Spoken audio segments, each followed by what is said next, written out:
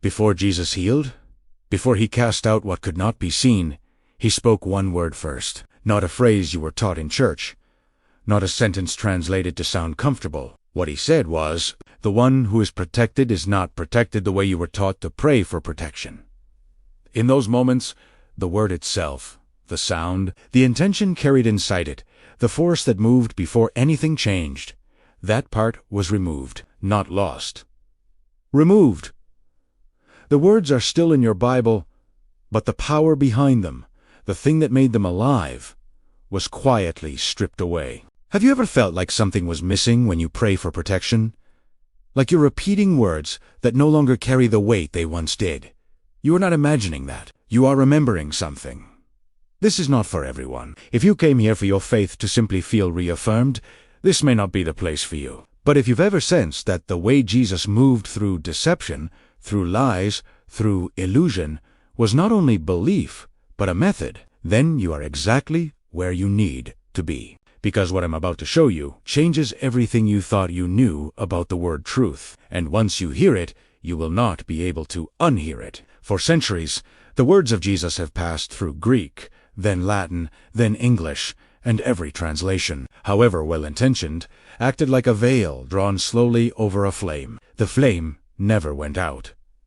But its light grew dimmer with every hand that touched the page. What we read today as truth is a pale echo of what Jesus actually spoke, because English has one word for truth, while the language of Gestus Aramaic had a word that carried weight, covenant, and protection all at once. That word is Kushta. In the Peshitta, the ancient Aramaic version of the Gospels, when Jesus declares in the Gospel of John, chapter 14, "I am the way, the Kushta, and the life," he is not offering a philosophical idea. He is offering himself as the unshakable ground beneath your feet, the one reality that cannot be bent, twisted, or used to manipulate you. Kushta was understood by the earliest Aramaic-speaking believers as a spiritual seal, a covenant word spoken in prayer and in confrontation with falsehood, almost like an invocation that aligned the speaker with the very nature of God. When the Greek translators searched for an equivalent, they reached for aletheia, a word closer to intellectual accuracy. Did an event happen or not? But Kushta was never only about facts. It was about faithfulness, about a truth so solid it could stand as a wall between you and every lie sent to deceive you. This is why, in Aramaic culture, to say Kushta was almost to swear an oath before heaven. You were placing your words under the authority of God himself. This single mistranslation, trading a covenant word for a courtroom word, quietly stripped believers of a spiritual weapon they didn't even know they were losing. For 2,000 years, most of the world has recited the truth will set you free, without realizing they were reciting a shadow of the original declaration. Tonight, we are going to remove that veil. Tonight, you are going to learn what Jesus actually meant when he spoke of Kushta, and how speaking it yourself can become your protection against every form of deception trying to enter your life, your mind, and your home. Before we continue, I want you to know that very soon, in just a few minutes, I am going to guide you through a short prayer using this very word, a moment where you and I will speak Kushta together. But first, you need to understand exactly why you need it. Think, for a moment, about how much of your daily life is shaped by things that are not true. A promise that was never meant to be kept. A version of events twisted just enough to control how you feel. A voice, sometimes external, sometimes inside your own mind, telling you that you are not enough, that your future is already decided. That hope is naive. This is the human problem. Beneath every other problem, we live surrounded by illusion.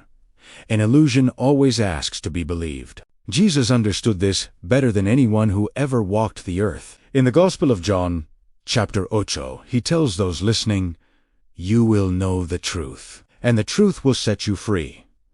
It is one of the most quoted verses in human history, and one of the least understood because most people hear it as a comforting idea rather than what it truly was.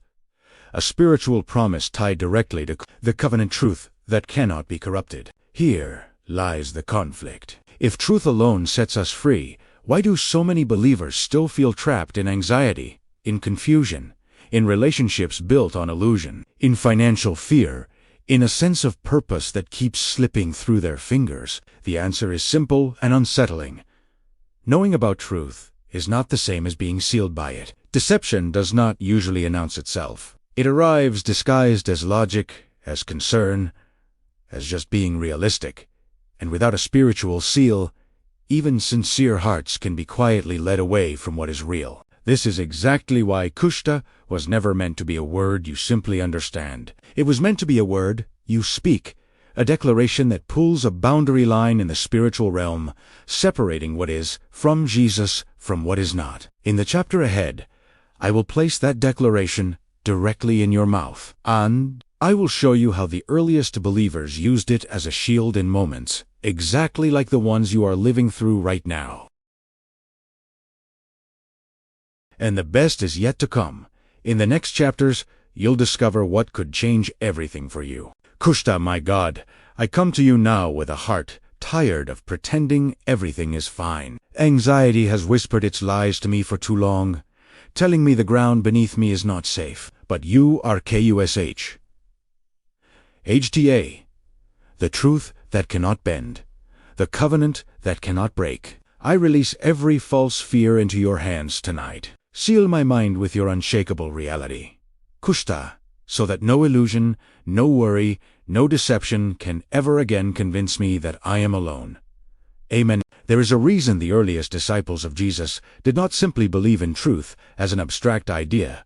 They spoke it, te pradedit. They carried Kushta into every moment of uncertainty, especially the quiet moments when anxiety tried to take the throne of their hearts. In the Gospel of Matthew, Chapter 6, Jesus, teaches his followers not to be anxious about tomorrow, not because tomorrow is guaranteed to be easy, but because the one who holds tomorrow is Kushta itself, unshakable, incapable of failing you the way people and circumstances often do. Anxiety, at its root, is almost always a response to uncertainty, to the fear that something false might become your reality, that the ground you are standing on might not hold. This is precisely where Kushta was designed to meet you. In Aramaic thought, speaking Kushta was an active declaration, not a passive memory. It reordered the spiritual atmosphere around the one speaking it. When fear whispered lies about the future, the believer did not merely hope things would be fine. They spoke Kushta, and in speaking it, they planted their feet on something no anxious thought could move. This is the shift so many people are missing today. We treat anxiety as something to manage, to medicate, to quietly endure, not realizing its power comes from the lies it tells. Lies about our worth, our safety, our future. Jesus did not come only to comfort the anxious heart. He came to give it a weapon, and that weapon was Kushta, a word so solid that, when spoken in faith, it silences the false narratives anxiety depends on to survive. To carry Kushta is to carry a standard against which every anxious thought must be measured. Is this fear rooted in what is real, or is it another illusion dressed convincingly as reality? The believer who learns to ask that question, standing on Kushta, begins to walk through life with a stillness the world cannot manufacture, because it was never meant to come from the world at all. There is a striking detail in the Gospel of Matthew, Chapter 11, where Jesus invites the weary and the burdened to come to him and find rest. Not a rest that depends on circumstances changing, but a rest rooted in something unshakable. That unshakable rest was Kushta. When the earliest Aramaic-speaking believers heard Jesus offer rest, they understood it as an invitation to exchange the exhausting weight of illusion for the settled peace of covenant truth, a peace anxiety cannot manufacture and cannot destroy once it takes root. Consider how much of anxious living is spent negotiating with imagined futures, replaying conversations that never happened, preparing for disasters that may never come, defending yourself against accusations no one has made. This mental exhaustion is the direct fruit of a mind unanchored from Kushta. Without it, every thought carries equal weight, whether it is true or false, whether it comes from God or from fear itself. But when Kushta becomes the filter through which every thought must pass, the mind finally gains the ability to discern this thought is real, and this one is not. The earliest followers of Jesus lived in a world every bit as uncertain as ours. Occupation, poverty, persecution, sickness, and yet accounts of their lives describe a peace that confused even their enemies. Historians in early church writings often note this steadiness was not the absence of hardship, but the presence of an internal anchor. That anchor was Kushta, spoken daily, prayed constantly, treated not as a comforting phrase, but as spiritual architecture holding up a life that could have easily collapsed under pressure. This is the invitation waiting for you tonight. Not to suppress your anxious thoughts, not to force yourself into a false calm, but to place every fear on trial before Kushta and ask whether it deserves the throne it has been sitting on in your mind. Most fears, once measured against covenant truth, reveal themselves for what they always were: visitors pretending to be permanent residents. Jesus did not promise a life free of storms. He promised a truth solid enough to stand on inside every one of them. And that truth has a name you now know how to speak. Anxiety often convinces us that stillness is unearned, that we must keep striving simply to feel safe. Yet Kushta offers something anxiety cannot: rest that is not a reward, but a birthright, given freely the moment we stop trusting illusion and start trusting covenant. Tonight, as you carry this word into your quiet moments, let it remind you that peace was never meant to be chased, only received. This is the gift Kushta has carried since the very first time Jesus spoke it. Perhaps you're wondering why these original teachings remained hidden for so long. That's why we created the Aramaic Wisdom Guide, because true knowledge sets us free. The link is waiting for you in the comments, or you can simply scan the QR code on your screen to access it right now. There is a moment in the Gospel of John, chapter 17, where Jesus prays not for himself, but for those who would carry his truth forward, asking that his followers be sanctified in the truth, in the very Kushta he embodied. This prayer reveals something profound. Kushta was never meant to remain a private comfort. It was designed to be carried, spoken, and lived among others, becoming visible in the way a person walks through fear without being consumed by it. For someone wrestling with anxiety, this truth changes everything about how healing is understood. Anxiety often isolates it, convinces the mind that no one else could understand this particular fear, this specific spiral of thoughts at 3 in the morning. But Kushta was never a solitary declaration. It was spoken in community, prayed over one another, used as a shared anchor when one believer's storm became too heavy to face alone. When you speak Kushta today, you are joining a lineage of people who refused to let fear have the final word. Notice, too, how Jesus never rebuked the anxious for feeling fear. He simply redirected where their trust was placed. In Aramaic understanding, to trust Kushta was not to deny the storm, but to know precisely who held the boat. This distinction matters deeply, because so much of modern anxiety management asks you to fight your feelings, to argue with your own mind. Kushta offers something gentler and far stronger, not a battle against fear, but a steady, repeated return to what is unshakably real. There is a quiet discipline in this. Anxiety rarely leaves after a single prayer, a single declaration, a single good day. It often requires the mind to be retrained, gently and consistently, to recognize the difference between a passing feeling and a permanent truth. This is precisely why Kushta was treated by early believers, not as a one-time cure, but as a daily companion, spoken in the morning before the mind could fill with borrowed fears, and spoken again in the evening, sealing the day with peace rather than unresolved dread. What makes this so different from empty positive thinking is the source. Kushta does not ask you to convince yourself that everything is fine. It asks you to remember who Jesus is, the way, the Kushta, the life, and to let that reality outweigh whatever illusion anxiety is currently offering. This is not denial. This is spiritual clarity, chosen deliberately, moment after moment, until it becomes less of an effort and more of an identity. And that shift from striving to identity is exactly where true and lasting peace begins to take root, somewhere between the fear you feel tonight and the peace Jesus promised. There is a bridge, and that bridge is built, plank by plank, through the daily practice of speaking Kushta over your own mind. This is not a technique borrowed from modern psychology, dressed in spiritual language. It is an ancient pattern, older than the Gospels being written down, older than the earliest church gatherings, a pattern of covenant truth spoken deliberately against the rising tide of illusion.